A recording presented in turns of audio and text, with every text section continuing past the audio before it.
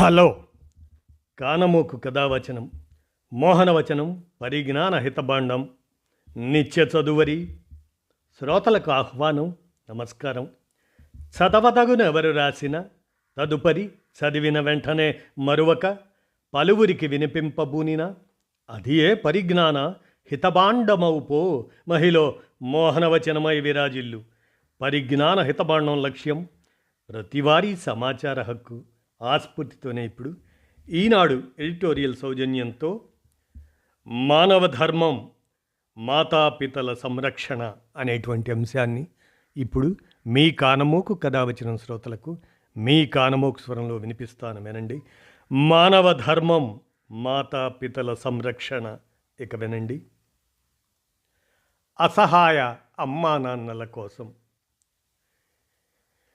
కన్నబిడ్డల భవిష్యత్తు కోసం తమ వర్తమానాన్ని త్యాగం చేసే తల్లిదండ్రులు ఎందరో ముదిమి వయసులో ఒంటరి పక్షులుగా మిగిలిపోతున్నారు. ఆలనా పాలనా చూసేవారు లేక ఆకలితో అనారోగ్యంతో అలమటిస్తున్నారు. అలాంటి అభాగ్యుల్లో చాలామంది సొంతవారి చేతుల్లోనే భౌతిక దాడులకు గురవుతున్నారు.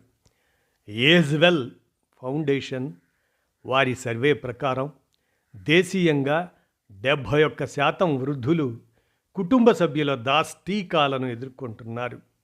ఈ నేపథ్యంలో తల్లిదండ్రుల బాగోగులను పట్టించుకొని పిల్లలు ఆస్తి హక్కుకు అర్హులు కారని సుప్రీంకోర్టు తాజాగా తేల్చి చెప్పింది. దేశీయంగా పండుటాకుల దుర్భరావస్థకు ఈ తీర్పు అద్దం పడుతుంది. మరోవైపు వయోధికుల శారీరక మానసిక అశక్తతను అనువుగా మార్చుకొని నేరమూకలు పేట్రేగిపోతున్నాయి. జాతీయ నేర గణాంక సంస్థ దాని నివేదిక ప్రకారం 2022లో దేశవ్యాప్తంగా వృద్ధులపై అకృత్యాలకు సంబంధించి 28,000కు పైగా కేసులు నమోదయ్యాయి. ఏటేటా ఇలాంటి నేరాల సంఖ్య ఎగబాకుతుంది. కొన్నాళ్లుగా సైబర్ నేరగాళ్లు సీనియర్ సిటిజన్లను ఏమార్చి నిలువుదోపిడీ చేస్తున్నారు. వెరసి జీవన భద్రత కొరవడంతో మలిసంధ్యపై చీకట్లు వేగంగా ముసురుకుంటున్నాయి. గతంలో ఉమ్మడి కుటుంబాల్లో వృద్ధుల జీవితాలు వీలైనంత సాఫీగా సాగిపోయేవి. చిన్న కుటుంబాలు పెరగడంతో పెద్దవారి ఇక్కట్లు అధికమయ్యాయి. రెక్కలొచ్చిన బిడ్డలు ఉద్యోగ ఉపాధుల కోసం దూర తీరాలకు ఎగిరిపోతున్నారు. దాంతో తల్లిదండ్రులు ఏకాకులవుతున్నారు.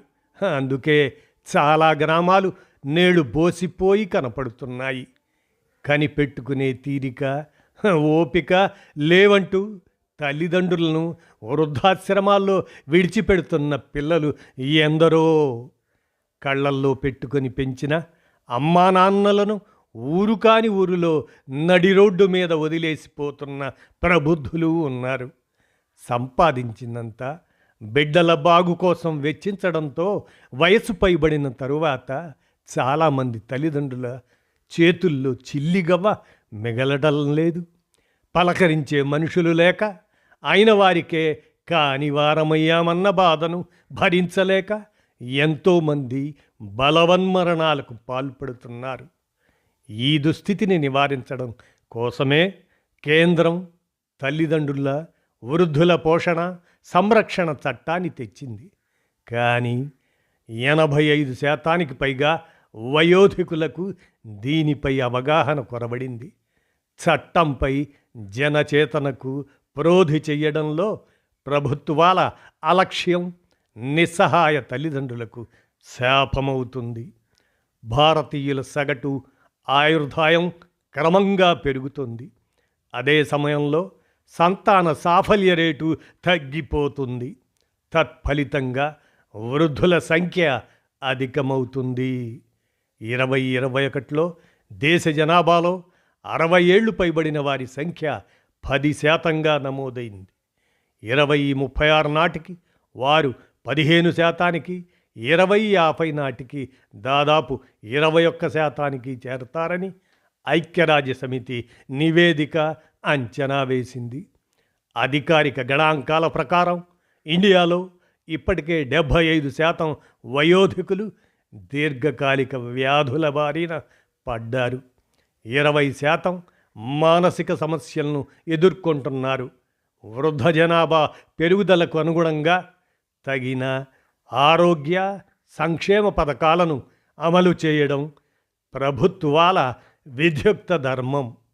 70 ఏళ్లు పైబడిన వారికి 5 లక్షల ఆరోగ్య బీమా కల్పిస్తూ కేంద్రం ఇటీవల ఆయుష్మాన్ భారత్ పథకాన్ని విస్తరించింది. కొన్ని రాష్ట్రాల్లో అది అమలు కావడం లేదు. వృద్ధులందరికీ బీమా రక్షణ సమకూరేలా ప్రభుత్వాలు చర్యలు తీసుకోవాలి. వయోధికులపై దారుణాలకు ఒడిగడుతున్న వారిని కఠినంగా శిక్షించాలి. అమ్మా నాన్నలను గుండెల్లో పెట్టుకొని చూచుకోవడం పిల్లల బాధ్యత. అది కనీస మానవ ధర్మం అని గుర్తెరగాలన్నట్లుగా ఈనాడు ఎడిటోరియల్ సౌజన్యాన్ని మన కానమోకు కథావచన శ్రోతలకు మీ కానమోకు స్వరంలో వినిపించాను. విన్నారుగా. ధన్యవాదాలు.